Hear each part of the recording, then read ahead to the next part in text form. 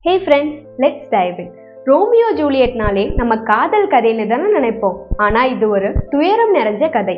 ஜூலியட்டோட வயசு வெறும் 13 தான், ரோமியோவோட வயசு 17 தான். இவங்க ரெண்டு பேரும் பெரிய குடும்பத்தை சார்ந்தவங்க. அந்த ரெண்டு குடும்பங்களுக்குமே பகை அப்படிங்கறனால இவங்களோட காதல் மரணத்துல போய் முடியுது.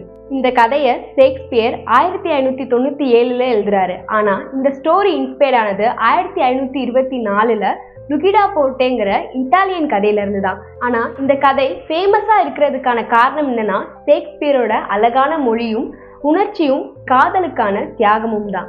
இப்போ வரைக்கும் கூட காதலுக்கான ஒரு கதையாகவும் சொல்லப்படுது.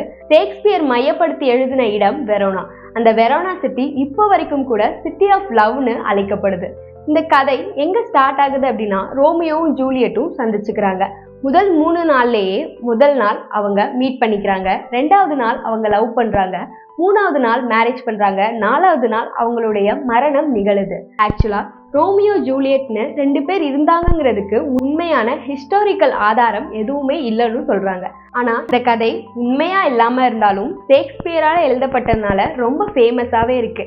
இனிமே நம்ம ரோமியோ ஜூலியட்னு சொன்னாலே ரொமான்ஸ் மட்டும் இல்ல, லவ் மட்டும் இல்ல, அது ஒரு ட்ராஜடியான ஸ்டோரின்னு நமக்கு ஞாபகம் வரும்.